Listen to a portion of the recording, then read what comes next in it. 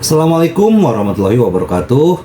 Salam sejahtera buat kita semua. Semoga kita semua dalam keadaan sehat jasmani dan rohani, tidak kekurangan satu apapun. Amin ya robbal alamin. Oke, Mimin akan melanjutkan cerita Liontin Giok Naganya. Tapi seperti biasa, bantu dulu tekan tombol like dan berkomentar juga Tuan dan Nona. Terima kasih sesudah dan sebelumnya.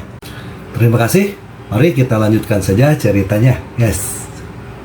Bab 1961 sampai bab 1964. Bagaimana ini bisa terjadi? Zhu Jiayin dibawa pergi. Ye Chong tercengang. Yu Daye mengangguk. Sisi lain dari saluran kedua juga baru saja menerima berita. Para anggota yang menjalankan misi hari ini belum kembali sampai malam. Kemudian, Tuan Wang merasa tidak nyaman. Jadi dia mengirim orang untuk mencari mereka. Akibatnya, saat kami bertemu dengan si pembunuh pada siang hari, orang-orang di saluran kedua semuanya mati. Mereka mencari dan menemukan bahwa hanya Zhu Jiayin yang hilang. Jadi jelas bahwa seseorang menculik Zhu Jiayin dan kemudian memberikan semua orang, kalau tidak, terbunuh. Mendengar ini, Ye Chong mengerutkan kening lagi. Mungkinkah orang itu bersembunyi di kegelapan lagi? Ye Chong berpikir dalam hati. Biksu Baibao bertanya dengan cemas, jika rusak, Zhu Jiayin tidak akan dibunuh kan? Ye Chong juga sedikit khawatir, jika orang yang menculik Zhu Jiayin ada hubungannya dengan para pembunuh di kota Blackwater, itu akan menjadi lebih buruk. Semua pembunuh itu kejam. Namun, Ye Chong dengan cepat menyangkal dirinya sendiri. Dia merasa Zhu Jiayin seharusnya tidak dalam bahaya saat ini. Jika orang-orang itu ingin membunuh Zhu Jiayin, mereka tidak akan menculiknya secara khusus. Jadi menurutku mereka tidak akan membunuh Zhu Jiayin untuk saat ini. Mereka pasti punya tujuan lain untuk menjaga Zhu Jiayin, kata Ye Chong. Setelah mendengar ini, Biksu Baibao, Yu Daye dan yang lainnya mengangguk, merasa sedikit lega. Tapi, apa tujuan mereka? Yu Daye bingung. Ye Chong punya ide di benaknya bahwa pihak lain mungkin menculik Zhu Jiayin untuk menghadapinya. Namun, dia tidak mengungkapkan pemikirannya. Diganggu oleh pria misterius yang bersembunyi di balik layarnya, Ye Chong hampir berubah menjadi teori konspirasi. Tidak peduli apa, yang paling penting sekarang adalah menemukan jejak Zhu Jiayin. Setidaknya mengetahui siapa yang menculiknya, kata Ye Chong. Yu Daye mengangguk. Saya akan segera mengatur orang-orang dari saluran ketiga untuk menangani masalah ini. Dan kemudian saya akan menghubungi Tuan Wang dari saluran kedua. Mereka lebih berkuasa. Meskipun Yu Daye bukan lagi presiden, tapi dia masih bisa melakukan ini. Ye Chong mengangguk. Kalau begitu aku serahkan padamu. Setelah itu, semua orang makan malam dan pergi mencari Zhu Jiayin sepanjang malam. Selama 2 hari berturut-turut, semua orang di saluran ketiga dan saluran kedua diberangkatkan. Tetapi tidak ada berita tentang Zhu Jiayin sama sekali. Dan mereka yang menculik Zhu Jiayin tidak pernah muncul atau menghubungi Ye Chong. Ini berbeda dari apa yang Ye Chong pikirkan sebelumnya. Dia sebelumnya mengira bahwa tujuan pihak lain menculik Zhu Jiayin adalah untuk menghadapinya. Oleh karena itu, pihak lain pasti akan meneleponnya dan mengancamnya dengan Zhu Jiayin. Namun, Ye Chong menunggu panggilan tersebut selama 2 hari tetapi tidak menerima panggilan tersebut. Ye Chong merasa lebih aneh tentang ini. Di sisi lain, Yu Daye akhirnya mendapat petunjuk. Namun, sebelum dia dapat berbicara dengan Ye Chong secara detail, dia melakukan perjalanan bisnis dengan tergesa-gesa. Bahkan tanpa memberitahu Ye Chong kemana dia pergi. Sebelum Yu Daye pergi, dia baru saja memberitahu Ye Chong bahwa dia mungkin bisa menemukan berita tentang Zhu Jiayin dan meminta Ye Chong menunggunya di rumah. Sekarang, sepertinya yang bisa dilakukan Ye Chong hanyalah menunggu di rumah. Hari ini, Presiden saluran ketiga, Zhu Jiayin, telah diculik, dan Yu Daye sedang dalam perjalanan bisnis. Jadi Ye Chong hanya dapat memimpinnya untuk sementara. Pada hari ini, Ye Chong datang ke cabang saluran ketiga seperti biasa. Sebelum sampai di gerbang, dia mendengar suara keras. Ye Chong berjalan mendekat dan melihat dan menemukan sekelompok orang menghalangi pintu lorong ketiga. Di saluran ketiga, dipimpin oleh Biksu Bai Bao, sekelompok orang saling berhadapan. Fei Dongpeng, izinkan saya memberitahu Anda, saluran ketiga kami sekarang memiliki presiden, Zhu Jiayin. Ini adalah perintah resmi dari saluran kedua. Tidak mungkin bagi Anda untuk merebut kekuasaan, kata Biksu Bai Bao. Orang yang dia panggil Fei Dongpeng adalah seorang pemuda yang terlihat seumuran dengan Ye Chong. Dia mengenakan setelan putih, terbuat dari bahan yang sangat mewah, dan sepertinya mahal. Dan dari ekspresi sinisnya, dengan mata di atas kepalanya, terlihat juga bahwa orang ini adalah tipe generasi kedua yang kaya dan manja. Di belakang Fei Dongpeng, diikuti sekelompok preman, 2 di antaranya adalah prajurit tingkat bumi, dan yang lainnya adalah prajurit tingkat kuning, yang kekuatannya hampir sama dengan Biksu Bai Bao dan lainnya. Dan yang disebut Fei Dongpeng ini mencibir, Biksu Bai Bao, dan kalian sekelompok sampah, kalian benar-benar tidak punya rasa malu. Biarkan seorang gadis kecil menjadi presiden kalian. Apakah kalian cukup bahagia? Sampah, kata Biksu Bai Bao. Fei Dongpeng menatap dan mengutuk, kamu bajingan? Apa yang kamu katakan? Apakah kamu percaya bahwa aku akan membunuhmu hari ini? Biksu Bai Bao tidak takut sama sekali. Apakah kamu pikir aku akan takut? Fei Dongpeng mencibir, oke. Ahda, beritahu dia bagaimana cara merasa takut. Seorang pria kuat berjalan keluar dari belakangnya, dan dia adalah salah satu dari 2 prajurit tingkat prefektur. Saya melihat Ada mengangkat tinjunya dan meninju Biksu Bai Bao. Pukulan ini polos dan sederhana, tanpa gerakan mewah atau keterampilan apapun. Namun, satu kekuatan lebih baik dari 10 keterampilan Biksu Bai Bao hanyalah seorang prajurit tingkat kuning, dan jarak antara dia dan Ahda terlalu besar. Bahkan Biksu Bai Bao tidak bisa menahan pukulan Ada yang lambat dan berat.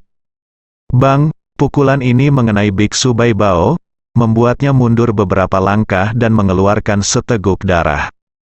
Semua orang di saluran ketiga sedikit ketakutan saat melihat betapa menakutkannya Ahda, dan mereka semua menundukkan kepala. Hal ini membuat Fei Dongpeng semakin bangga. Dia tersenyum dan berkata, haha, izinkan saya mengatakan yang sebenarnya. Anda juga tahu kekuatan ayah saya.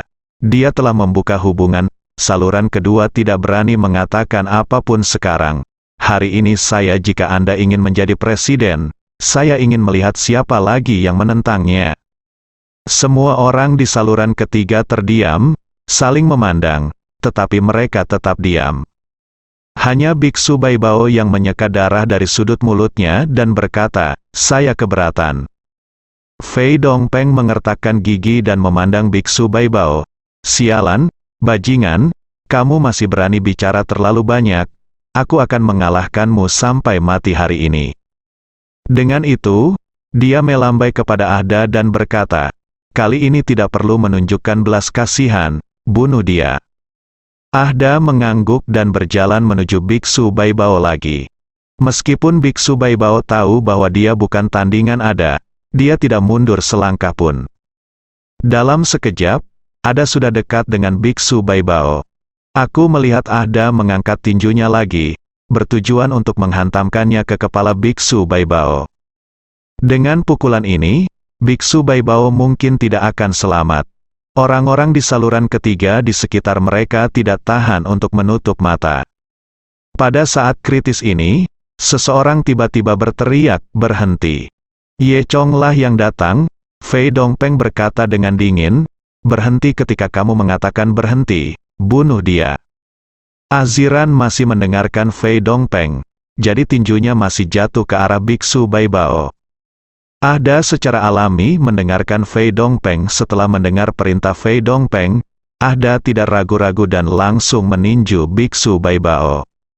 Melihat Biksu Bai Bao hendak dipukul sampai mati oleh Ahda, Biksu Bai Bao juga tahu bahwa dia tidak dapat melawan, jadi dia menutup matanya dengan putus asa. Dan di tengah petir dan batu api, hanya terdengar suara ledakan. Yang terluka bukanlah biksu Baibao, melainkan ada. Saya melihatnya langsung diusir, terbang sejauh lebih dari 20 meter di udara, seperti bola, lalu jatuh ke tanah. Ketika dia melihat lagi, Ye Chong sudah berdiri di samping biksu Baibao. Setelah ada terlempar, Fei Dongpeng dan yang lainnya memandang Ye Chong dengan heran. Mereka tidak menyangka Ye Chong memiliki kemampuan seperti itu. Fei Dongpeng menyipitkan matanya, "Siapa kamu?" Ye Chong berkata, "Nama saya Ye Chong. Saya wakil presiden saluran ketiga, saya yang terbesar di sini sekarang. Jika Anda punya sesuatu, beritahu saya." Fei Dongpeng berkata hehe tersenyum, "Menurutku siapa itu? Tapi ternyata kamu adalah Ye Chong." Ye Chong telah melakukan begitu banyak hal penting di ibu kota baru-baru ini. Jadi orang-orang di ibu kota tentu saja tidak akan mengerti. Namun, Fei Dongpeng ini sebenarnya adalah orang yang sangat sombong dan sombong. Jika tidak, selama dia tahu lebih banyak tentang Ye Chong, dia akan tahu betapa kuatnya Ye Chong. Mungkin, dia tidak akan terus pamer di sini. Pada saat ini, Fei Dongpeng tidak takut. Sepengetahuannya, Ye Chong tidak bisa menjadi lawan dari kedua orangnya. Pada saat ini, Ahda juga berdiri, berjalan ke arah Fei Dongpeng, dan berkata, "Jika bajingan ini tidak menyerangku secara diam-diam, aku akan membunuhnya." Fei Dongpeng menanggapi kata-kata Ahda dengan serius. Jadi dia bahkan tidak melakukannya, "Jangan panik. Oke, karena Anda adalah wakil presiden, izinkan saya membuat perjanjian dengan Anda." Dengan itu, Fei Dongpeng mengambil kontrak. Dia melanjutkan, "Ini adalah surat pergantian personel. Seharusnya ditandatangani oleh Zhu Jiayin. Tetapi dia tidak ada di sini sekarang. Tidak apa-apa jika Anda, wakil presiden, menandatanganinya. Setelah Anda menandatanganinya, Anda akan mengenali saya sebagai presiden saluran ketiga. Tanda tangani."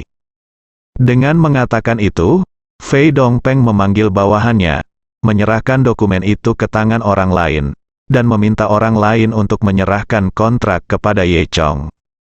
Bawahan itu datang dengan gemetar dan menyerahkan dokumen itu kepada Ye Chong. Begitu Ye Chong mengambil dokumen itu, bawahannya lari jauh-jauh. Tampaknya Ye Chong baru saja menunjukkan kekuatannya dengan memukul mundur Ahda. Di wajah ada perasaan sangat tidak senang, dan dia terlihat sangat marah. Dia merasa baru saja dipermalukan oleh Ye Chong, dan dia berpikir tentang cara membunuh Ye Chong dan mendapatkan kembali wajahnya sendiri. Ye Chong mengambil dokumen itu, membukanya, meliriknya, dan bertanya dengan penuh minat, "Saya ingat bahwa pergantian personel di saluran ketiga harus diputuskan oleh saluran kedua. Apakah akan berlaku hanya dengan menandatangani hal ini?" Ye Chong tanya, yang sebenarnya memberi ilusi pada Fei Dongpeng. Dia mengira Ye Chong penakut dan akan menandatangani. Fei Dongpeng berkata dengan bangga, "Haha, kamu terlalu meremehkanku. Biarkan aku memberitahumu. Nama ayahku adalah Fei Zong, dan tidak ada yang tidak bisa aku lakukan jika aku mau di ibu kota." Ye Chong mengangkat alisnya. "Benarkah?" "Haha, orang-orang di saluran kedua sudah menyapa. Mereka tidak keberatan, atau mereka tidak berani keberatan. Sekarang selama Zhu Jiayin menandatangani ini, perubahan akan segera berlaku. Sekarang kamu tahu betapa kuatnya aku kan?" Fei Dongpeng mencibir. Ye Chong sedikit mengangguk. Dia tahu bahwa Tuan Wang, saudari Hua, dan orang lain di saluran kedua pasti setuju karena semacam paksaan atau alasan. Jika tidak, mereka tidak akan menggantikan Zhu Jiayin. Dia menebak dalam benaknya bahwa seseorang yang bisa melakukan ini pastilah sosok yang kuat di ibu kota. Apalagi dia bukanlah sosok di dunia seperti Cao Dahua, jadi kemungkinan besar dia memiliki latar belakang resmi. Fei Dongpeng melihat penampilan Ye Chong. Dia mengira Ye Chong takut padanya, jadi dia siap untuk menandatangani. Dia tersenyum dan berkata, "Wah, saya sangat mengagumi Anda. di antara sekelompok orang seperti itu, Anda adalah satu-satunya yang pintar dan satu-satunya yang memahami keadaan saat ini. Setelah penandatanganan, saya akan membiarkan Anda menjadi wakil presiden. Bagaimana? Mulai sekarang, kamu akan mengikutiku dan aku akan memastikan bahwa kamu memiliki masa depan yang cerah. Setelah mendengar apa yang dikatakan Fei Dongpeng, Ye Chong sedikit mengangkat bahu. Lalu, dia menjawab Fei Dongpeng dengan tindakan. Hanya dengan suara tabrakan, Ye Chong merobek dokumen pergantian personel menjadi beberapa bagian. Melihat adegan ini, wajah Fei Dongpeng langsung dipenuhi amarah. Dia menatap Ye Chong dengan marah dan berkata, "Kamu, bocah nakal, saya pikir kamu sedang mencari kematian." Ye Chong berkata dengan tenang, "Aku tidak peduli kamu bajingan. Siapa? Saya menyarankan Anda untuk tidak mencapai bagian ketiga. Jika tidak, jangan salahkan saya karena bersikap kasar." Fei Dongpeng sangat marah. Padahal, berdasarkan statusnya, dia tidak menyukai saluran ketiga. Namun, ayahnya sudah mengatur segalanya untuknya. Untuk mengikuti rute yang diatur oleh ayahnya, Fei Dongpeng masih kekurangan pengalaman. Saluran ketiga secara alami menjadi tempat yang baik bagi Fei Dongpeng untuk meningkatkan kualifikasinya. Jika Anda bisa menjadi presiden saluran ketiga, Anda secara alami dapat menyelesaikan pelapisan emas dalam waktu setengah tahun. Bagian ketiga, bagi Fei Dongpeng, hanyalah sebuah langkah untuk melompat. Selain itu, dengan mengandalkan kekuatan Fei Zong, akan sangat mudah untuk mengatur Fei Dongpeng sebagai presiden saluran ketiga. Awalnya, Fei Dongpeng menganggap ini masalah mudah. Namun, dia tidak menyangka orang-orang di saluran ketiga ini akan begitu keras kepala dan tidak mau melepaskannya setelah mereka mengidentifikasi Zhu Jiayin. Selain itu, wakil presiden lain Ye Chong datang, dan batu-batu di toilet berbau dan keras, yang sangat mengganggu. Memikirkan hal ini, Fei Dongpeng sangat tidak senang. "Oke, kalian bajingan sangat tidak tahu malu. Sialan, percaya atau tidak, saya akan meminta ayah saya untuk datang dan melibas semua bagian ketiga Anda, maka Anda akan melakukannya. Bajingan ini, semuanya mereka harus mati untukku." Siapapun yang berani mengatakan, "Tidak lagi, aku akan mencegahnya melihat matahari besok. Paling buruk, aku akan menyuruhmu keluar bersama. Aku tidak percaya lagi. Bisakah kamu sekelompok sampah menghentikanku?" Meskipun kata-kata Fei Dongpeng terdengar sangat arogan, dia memang memiliki kekuatan seperti itu. Banyak anggota saluran ketiga juga mengetahui betapa kuatnya Fei Dongpeng. Meskipun mereka tidak setuju dengan Fei Dongpeng sebagai presiden saluran ketiga, mereka tidak berani berbicara dan memandang Ye Chong dengan tenang. Fei Dongpeng melanjutkan, "Bagaimana jika Anda tidak menerimanya? Ayo maju dan lakukan. Saya tidak peduli jika kita membunuh beberapa orang-orang." Di saluran ketiga menundukkan kepala, mengertakkan gigi, dan tidak berani berbicara. "Haha, sepertinya kamu tidak bodoh. Karena kamu tidak berbicara, saya anggap kamu setuju," kata Fei Dongpeng dingin. Hanya Ye Chong yang tampak seolah-olah tidak terjadi apa-apa dan berkata dengan tenang, "Siapa yang setuju? Anda mungkin salah paham. Mereka tidak mengatakan apa-apa, mereka hanya tidak peduli untuk memperhatikan pembunuhan Anda," kata Biksu Baibao. Fei Dongpeng sangat marah. "Aku, Cao, apakah menurutmu kamu sangat kuat? Biar ku beritahu, di mataku, kamu hanyalah sekelompok sampah, kita sama sekali bukan dari dunia yang sama. Aku datang ke sini untuk menjadi presiden selama beberapa hari. Begitulah aku memandang rendah kalian, jangan malu-malu. Kamu berisik sekali, seperti lalat. Saya menyarankan kamu untuk keluar dari sini sekarang juga. Kalau tidak, jangan-jangan salahkan aku karena menamparmu sampai mati," Ye Chong berkata sambil tersenyum. Fei Dongpeng seperti jutaan orang yang mati di tangan Ye Chong. Dia tidak akan pernah percaya pada kemampuan Ye Chong sampai dia menunggu Ye Chong mengambil tindakan. Fei Dongpeng sangat marah. Dia menunjuk ke arah Ye Chong dan mengutuk, "Kamu bajingan. Apakah kamu tidak tahu siapa aku? Percaya atau tidak, kamu membuatku marah. Aku akan membunuhmu sekarang." Sebelum dia bisa menyelesaikan kata-katanya, dia disela oleh Ye Chong. "Berhentilah membual. Menurutmu seberapa cakap dirimu? Biksu Baibao dapat menjatuhkanmu hanya dengan satu pukulan." Biksu Baibao tertegun, Aku tidak bisa melakukan itu." Kemudian, ketika Ye Chong hendak terus mengganggu Fei Dongpeng, Biksu Baibao datang. Dia berkata kepada Ye Chong, "Baiklah. Mengapa kita tidak melupakannya? Jika tidak berhasil, dengarkan saja Fei Dongpeng. Bagaimanapun, ayah Fei Dongpeng, Fei Zong, adalah sosok yang bahkan saluran kedua tidak mampu untuk menyinggung perasaannya." Biksu Baibao juga khawatir. Jika Ye Chong mengucapkan beberapa patah kata lagi, dia akan maju dan melawan Fei Dongpeng. Ye Chong bertanya dengan rasa ingin tahu, "Siapa Fei Zong ini?" Biksu Baibao berbisik, "Fei Zong adalah pemimpin zona perang Langya di pinggiran selatan ibu kota." Hati Ye Chong terharu. Ternyata Fei Zong berlatar belakang zona perang.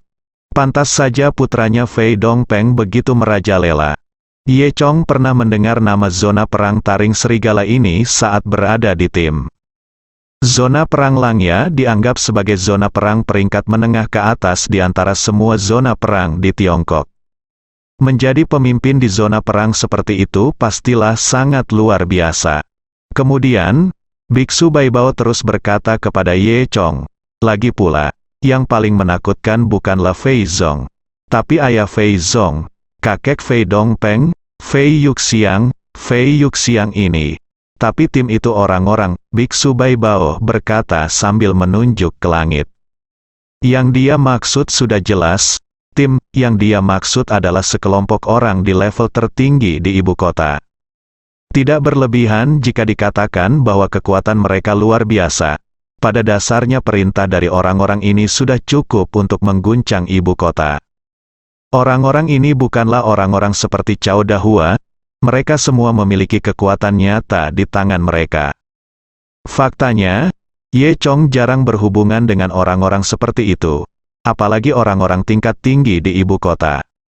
Fei Dongpeng memperhatikan dari samping, sementara Ye Chong dan Biksu Baibao ragu-ragu, tidak tahu apa yang mereka bicarakan.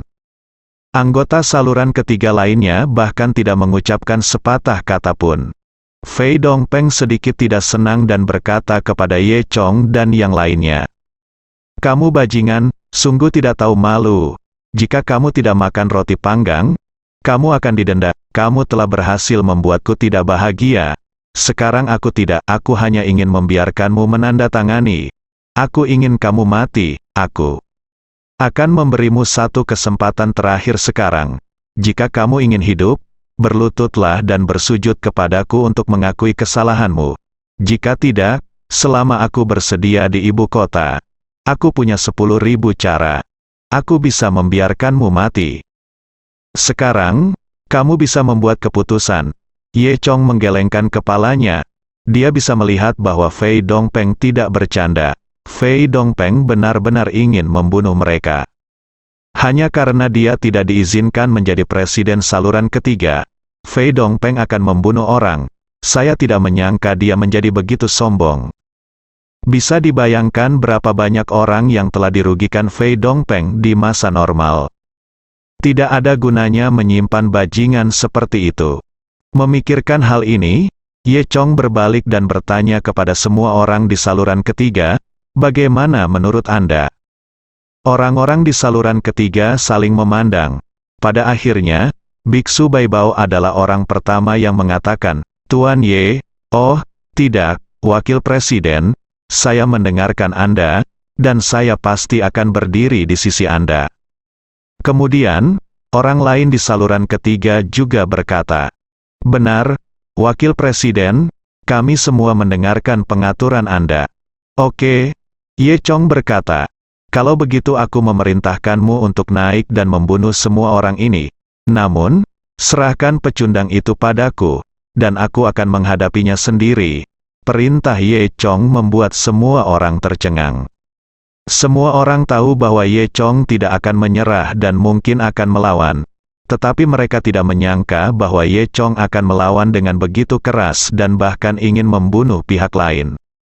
Biksu Baibao berkata, "Wakil Presiden, apakah ini mungkin?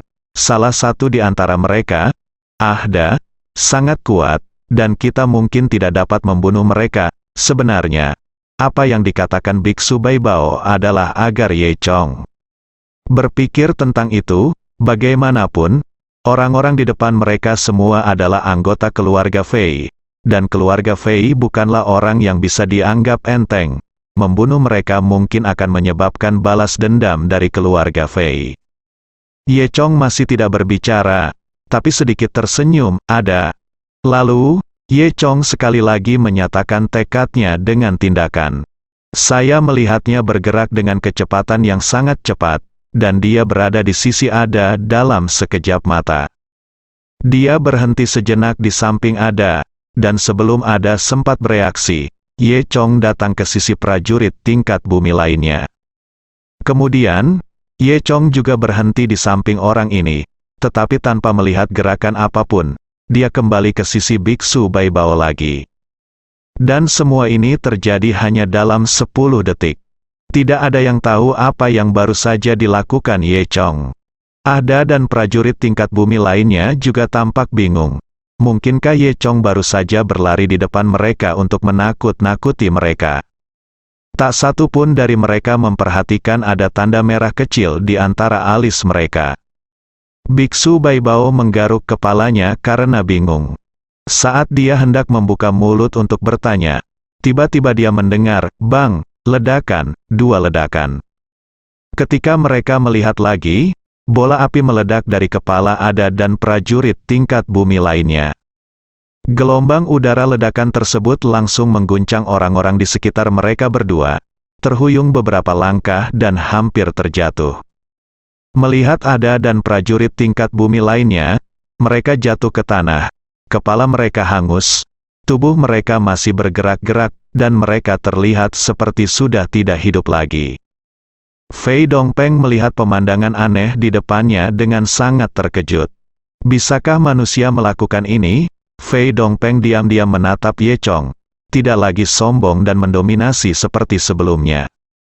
Ketika dia melihat Ye Chong menatapnya, dia segera mundur selangkah karena ketakutan.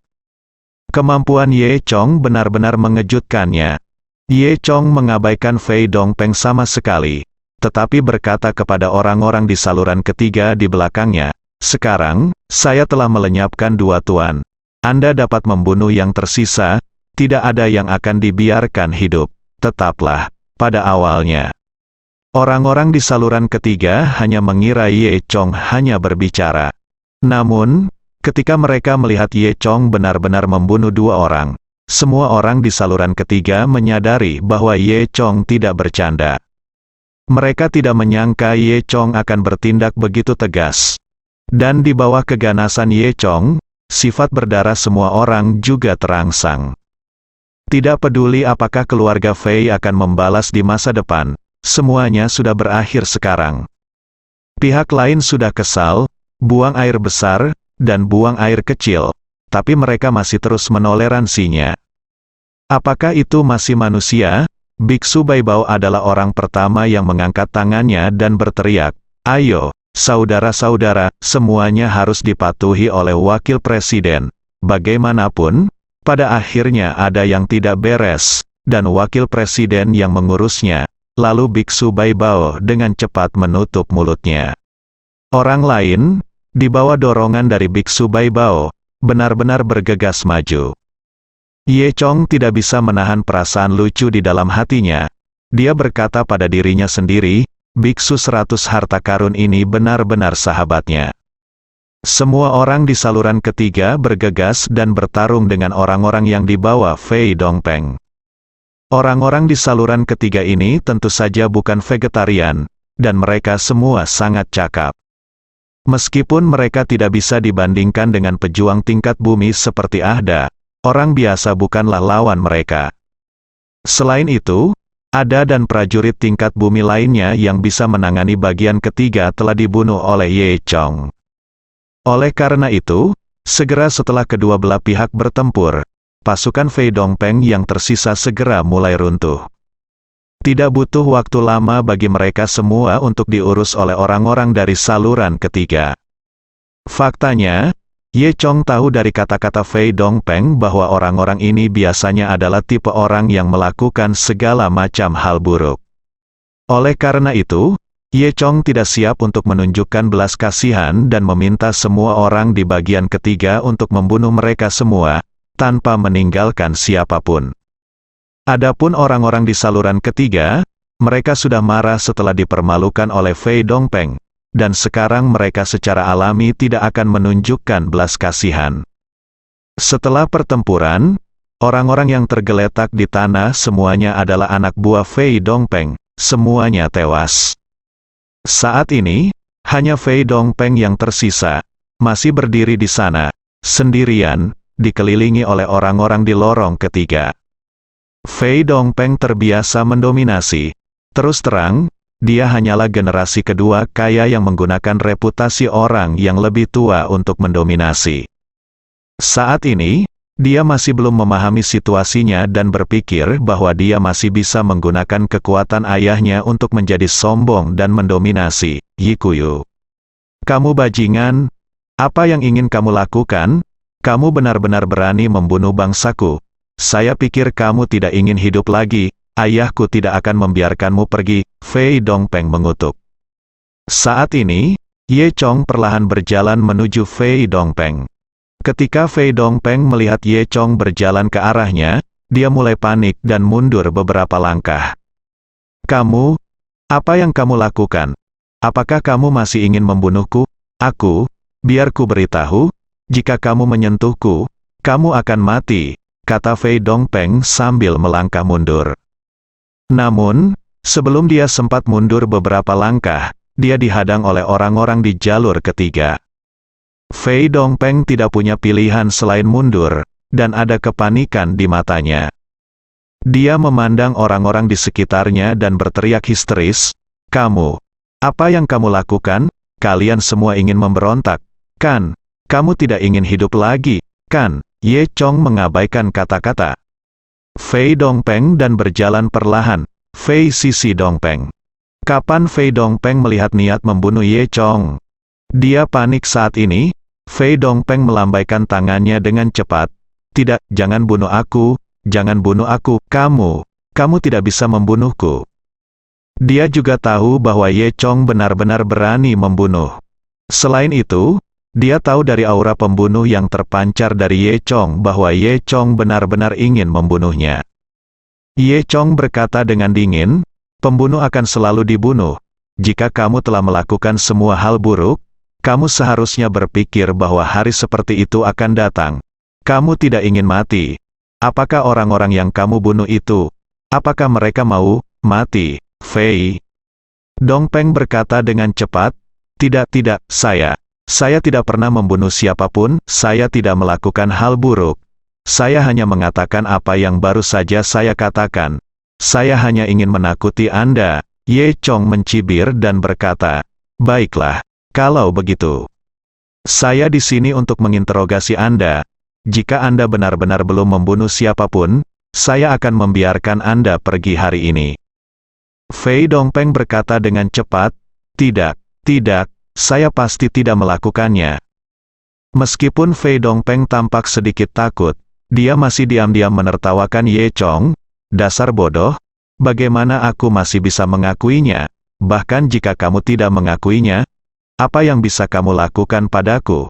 Lalu, Ye Chong memberi isyarat kepada Biksu Baibao mengeluarkan ponselnya dan menceritakan apa yang terjadi selanjutnya. Rekam adegannya. Apa yang terjadi selanjutnya dicatat. Ai Bao Sang tidak mengerti apa yang diminta untuk diingatnya kali ini. Tetapi, meskipun Biksu Baibao tidak mengerti mengapa Ye Chong ingin dia merekamnya.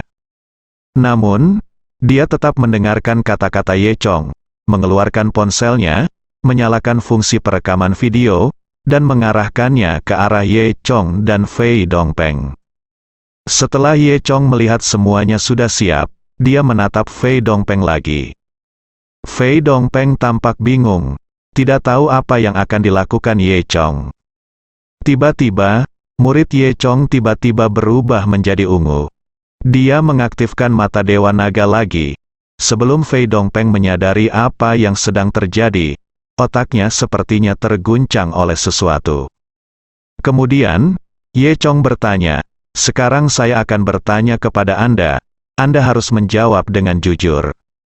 Saya tidak tahu mengapa, Fei Dongpeng merasa mulutnya tidak dikendalikan oleh otaknya. Jadi dia berkata kepada Ye Chong, "Oke ya, saya akan menjawab dengan jujur." Ye Chong bertanya, "Izinkan saya bertanya, apakah Anda pernah membunuh seseorang?"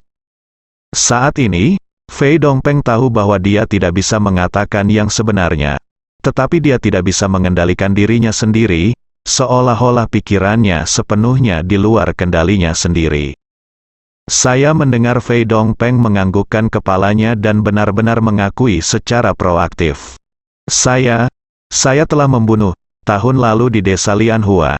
Saya jatuh cinta dengan seorang gadis dan ingin jatuh cinta padanya. Tetapi dia lebih memilih mati daripada menurutinya. Saya sangat marah sehingga saya pukul saja dia. Banyak orang di saluran ketiga tercengang ketika mendengar ini. Fei Dongpeng sebenarnya mengakuinya atas inisiatifnya sendiri.